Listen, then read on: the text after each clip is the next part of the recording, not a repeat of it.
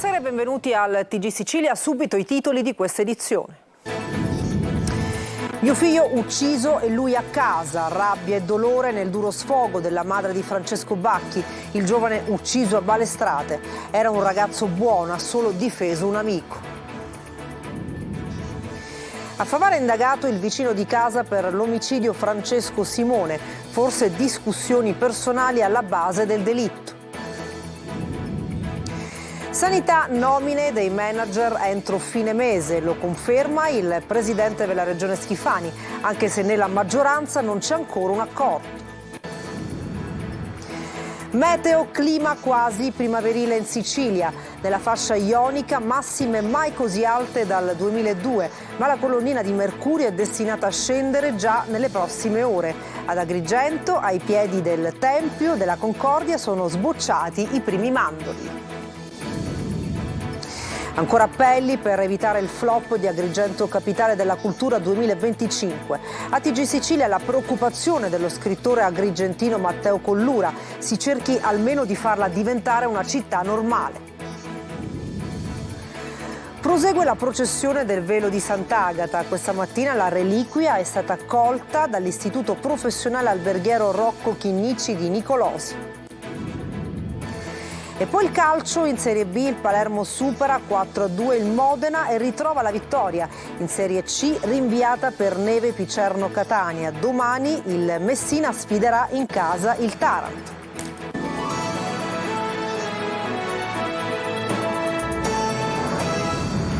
Dunque sale la tensione nel Palermitano per i funerali pubblici vietati per la vittima della rissa nella discoteca di Balestrate. La mamma di Francesco Bacchi non si dà pace. Mio figlio è stato ucciso perché è troppo buono e il suo assassino è già a casa. Maglio Viola. Un ricorso al TAR, il Tribunale Amministrativo Regionale, per chiedere l'annullamento dell'ordinanza del questore di Palermo, Vito Calvino, che ha vietato i funerali pubblici per Francesco Bacchi, il giovane ucciso al culmine di una rissa davanti a una discoteca di Balestrate nel Palermitano. Un ricorso sul quale il TAR si pronuncerà però soltanto a febbraio, quindi troppo tardi per consentire funerali in realtà già svolti. Ma si esprime anche così la rabbia della famiglia del giovane per questa vita strappata via ai suoi affetti. Una rabbia esplosa da parte di familiari ed amici anche per quei funerali vietati. Mio figlio è stato ucciso! E torna a casa! No! Non lo posso accettare! Perché mio figlio è stato ucciso per difendere un amico! Un amico! L'ho cresciuto con i sani valori, mio figlio! Era troppo buono! Non posso accettarlo questo dolore io! Non è stato giusto! Si sentono abbandonati dalla giustizia familiari e amici di questa e di altre vittime di fatti analoghi avvenuti negli ultimi anni, mesi, settimane.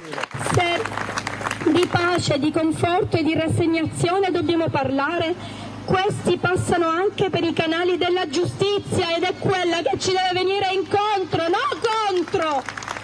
Gli attacchi sono alle scelte della magistratura che ha posto ai domiciliari Andrea Cangemi, il coetaneo di Francesco Bacchi, accusato di averlo ucciso con i suoi colpi, ma le polemiche sono nei confronti di magistrati, avvocati, forze dell'ordine in generale. Una tensione che è la stessa che ha convinto proprio il questore ad evitare i funerali pubblici per la paura di contatti fra le famiglie, di polemiche e di scontri. Una tensione che però, nonostante i funerali vietati, non tende affatto a scemare, ma continua a salire di tono.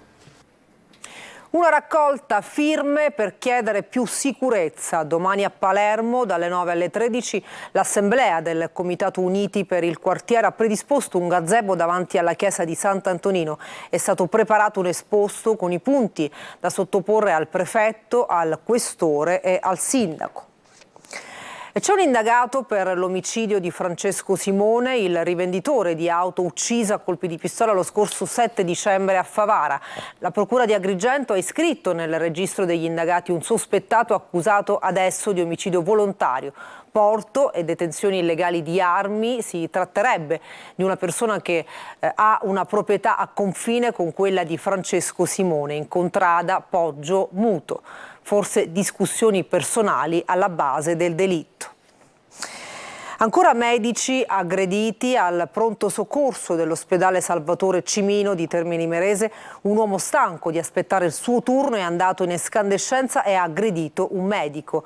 A Enne invece un medico dell'ospedale Umberto I è stato aggredito a calci e pugni dal figlio di una paziente. A tutti i costi voleva portare, contro il parere dei sanitari, una pizza alla madre. Tragico incidente nel pomeriggio a Gela, in provincia di Caltanissetta. Un uomo di 42 anni, Gregorio Perrone, è morto dopo essersi schiantato con la sua moto contro un albero. Dalla centrale del 118 di Caltanissetta sono stati inviati l'elisoccorso e un'ambulanza, ma nonostante i tentativi di rianimarlo, purtroppo non c'è stato nulla da fare. E cambiamo argomento. Manager della sanità siciliana, circolano i primi nomi. Le nomine dovranno arrivare entro fine mese, conferma il presidente della regione Renato Schifani, ma nella maggioranza non c'è ancora un accordo. Unica certezza è la rosa di nomi fra cui scegliere. Maglio Viola. 10 giorni per scegliere i vertici della sanità siciliana. Il percorso è ormai avviato e il presidente della regione non intende andare oltre la fine del mese. Già una volta è stato costretto a rinviare la scelta per la troppa litigiosità della maggioranza. Schifani è cosciente delle tensioni del centrodestra e per questo intende chiedere ai partiti una rosa di nomi. Sul piatto ci sono i 65 usciti dalla selezione degli idonei fatti in assessorate e i 27 uscenti. Per la scelta tutto dipenderà dalle insistenze di Fratelli d'Italia, che chiede la pattuglia più nutrita e soprattutto chiede i posti più prestigiosi e quelli dove ci saranno da gestire la maggior fetta delle risorse PNRR da qui al 2026. Ma dentro Forza Italia ci sono pezzi da 90 che puntano ad avere la propria fetta. E così si parla di una nomina anche per Salvatore Iacolino, attuale dirigente generale del Dipartimento della Pianificazione Strategica dell'Assessorato regionale alla Salute, che potrebbe lasciare i ranghi regionali per tornare all'ASP di Palermo, che ha già guidato diversi anni fa. Ma sul piatto potrebbe esserci anche un ritorno invece al Policlinico di Palermo, dove è stato commissario, o un'azienda ospedaliera di primo piano. Conferma con spostamento invece per l'attuale manager di Palermo Daniela Faraoni, che potrebbe prendere l'autostrada e spostarsi a Catania. In terra etnea in prima linea ci sono nomi come Giampiero Bonaccorsi e Salvatore Lucio Ficarra. Quest'ultimo si sposterebbe dall'ASP di Siracusa. Sull'asse Palermo-Catania, ma in direzione opposta verso Palermo, potrebbe viaggiare anche Fabrizio De Nicola. Pochi rumors e non molto attendibili per Trapani, dove potrebbe sbarcare con promozione Marzia Furneri, che da direttore sanitario diventerebbe manager. In ballo anche qualche conferma, ma anche tensione, soprattutto nella Sicilia centrale. Contese sono le ASP di Agrigento, Caltanissetta ed Enna. Lì ci sono due partite nelle partite: da un lato i fondi del PNRR, che nella Sicilia centrale sono consistenti, dall'altro le richieste dei cosiddetti partiti minori della coalizione, a iniziare dalla DC di Cuffaro, che però trova resistenza negli amici dell'MPA. Intanto è polemica sulle dichiarazioni di ieri del presidente Schifani. Nel raccontare un anno di governo, contestano i 5 Stelle, sembrava che il presidente non parlasse della Sicilia. Non basta una conferenza stampa a cambiare una realtà che resta disastrosa. Clima quasi primaverile in Sicilia. Nella fascia ionica sono stati superati i record di temperature massime mai così alte dal 2002. Ma l'inverno non è finito, la colonnina di mercurio tornerà a scendere. Francesco Loi. Ci avevamo sperato, ma l'inverno non è ancora finito. In settimana la Sicilia sembrava di essere entrata in primavera.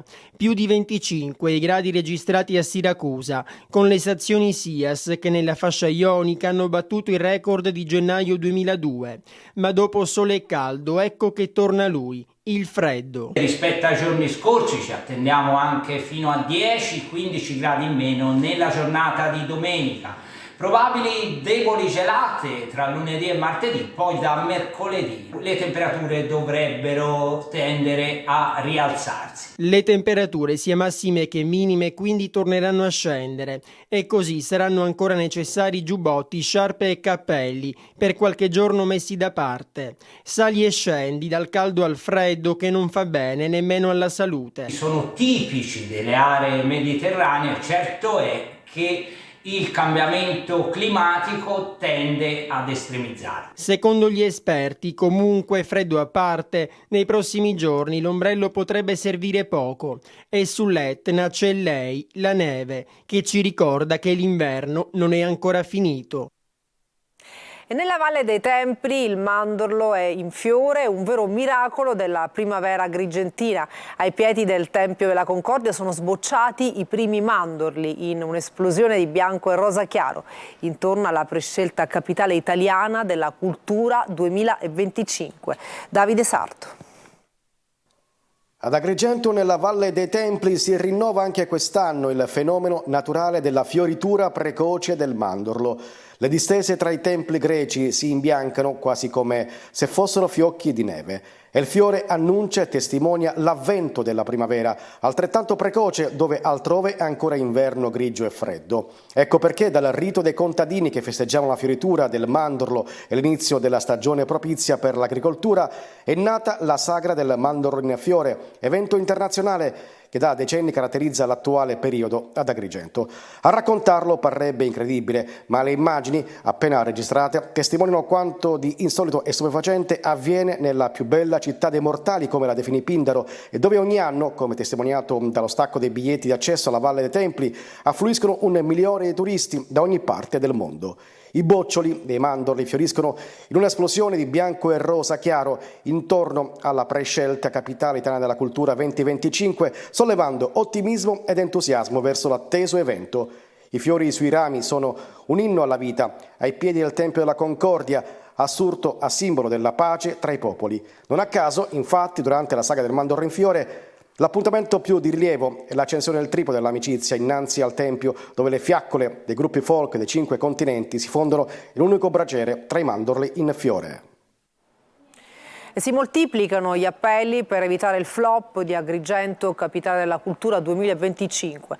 A meno di un anno, infatti, l'organizzazione è in grave ritardo. La preoccupazione dello scrittore agrigentino Matteo Collura: si cerchi almeno di farla diventare una città normale. Lorena Dolci.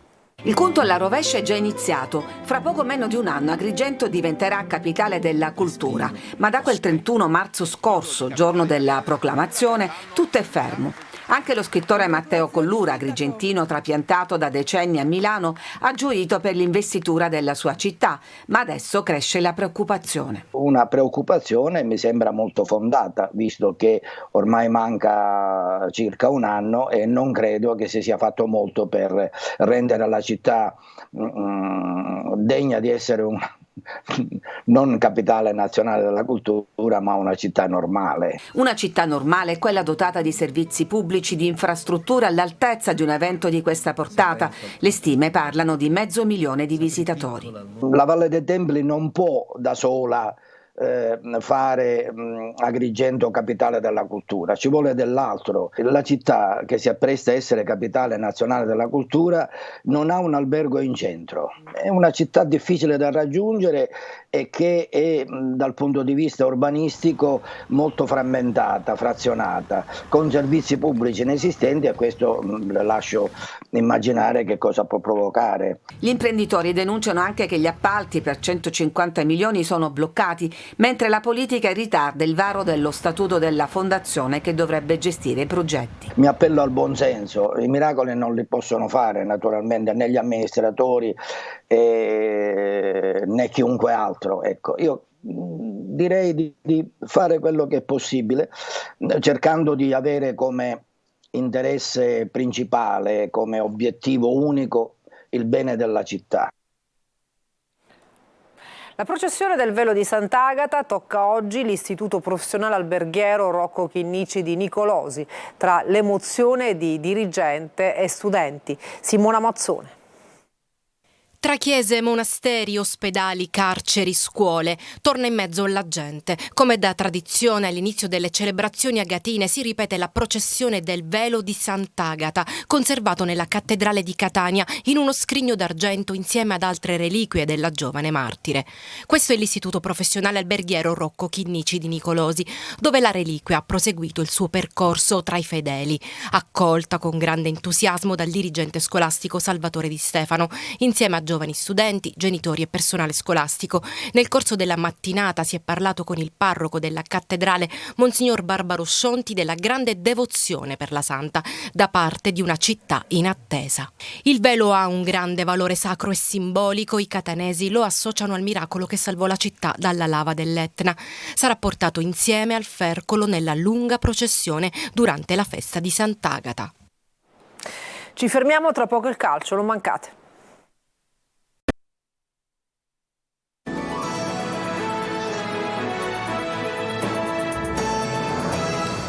Bentornati al TG Sicilia, adesso il calcio, ancora una partita pirotecnica al Barbera, il Palermo batte il Modena 4-2 e conquista 3 punti d'oro per i rosa, segno Segre, Brunori e una doppietta di Soleri. Rinviata invece la partita fra Picerno e Catania a causa della neve. I rossazzurri si concentrano adesso sulla semifinale di Coppa con Rimini. Marco Carli. L'ufficialità arriva quando mancherebbe poco più di un'ora all'ipotetico inizio della partita, ma che Picerno-Catania non si sarebbe giocata lo si era capito fin dalle prime luci dell'alba. Abbondante nevicata sull'Appennino lucano che non si è mai arrestata, tanto che il prato in sintetico dello stadio Curcio si è subito ammantato. Vani sono stati i tentativi di circa una ventina di operatori che hanno liberato in parte le linee laterali, le aree e una zona del centrocampo, ma la neve continuando a cadere non ha di certo agevolato le operazioni, tanto più che sul sintetico non si poteva lavorare con le ruspe ma con pale, badili e bobcat. Così l'arbitro allenatore del Greco, che aveva fatto il sopralluogo per primo, ha poi atteso le due squadre. Il Catania è arrivato attorno alle 14:40 e ha ufficializzato il rinvio della gara data da destinarsi. Il club etneo non avrebbe potuto prendere in considerazione l'ipotesi di giocare domenica, visto che mercoledì è atteso dall'andata della semifinale di Coppa Italia in casa del Rimini. Lucarelli a Picerno avrebbe schierato i suoi con il 4-2-3-1. La formazione, che è stata comunque ufficializzata dal club etneo, prevedeva Betters in porta, Rapisarda, Monaco, Conte e Celli in difesa, Zanellate e Quaini a centrocampo, Chiarella, Peralta e Cicerelli a supporto dell'unica punta Cianci. Un 11 di partenza che, oltre a ribadire un turnover in vista della Coppa con la panchina iniziale per Di Carmine, per esempio, e per Costantino, prevedeva l'assenza di Chiricò, alimentando così rumors di mercato sul trequartista. A proposito di mercato, da lunedì si ricomincia, fra cessioni e altri nuovi acquisti, il Catania continuerà nella sua rivoluzione. E domani pomeriggio il Messina ospita al Franco Scoglio il Taranto. L'obiettivo è dare seguito alla vittoria di Caserta per allontanarsi dalla zona play-out. Problemi di formazione per Modica. Sergio Colosi. Ci sono partite che vanno oltre il risultato seppur fondamentale e alle quali si chiedono risposte, certezze e continuità. La gara del Messina contro il Taranto risponde a questa logica in quanto la squadra di Modica alterna le sue prestazioni con continui alti e bassi. La punta massima stagionale domenica scorsa nella vittoria di Caserta e ora si attende la verifica contro i rossoblu pugliesi, sesta forza del campionato allenati dall'ex Ezio Capuano, poco amato a queste latitudini e in tribuna per squalifica. 15 punti di differenza tra le due squadre si sono visti tutti nell'incontro d'andata, vinto 2-0 dal Taranto, ma questa volta il Messina arriva all'appuntamento con entusiasmo e qualche certezza in più, complice una classifica che per la prima volta quest'anno recita +2 sui play-out. Modica è costretto ad inventarsi soluzioni a centrocampo, dove Franco è squalificato, Firenze reduce da febbre e Frisenna non al meglio. Disponibili Ortisi e Scafetta, convocato l'ultimo acquisto Marco Civilleri ex Licata e Taranto, precedenti favorevoli ai padroni di casa, con 18 successi, 4 pareggi e una sola sconfitta in Sicilia. E per questa edizione del TG Sicilia è tutto, grazie per averci seguito e buona serata.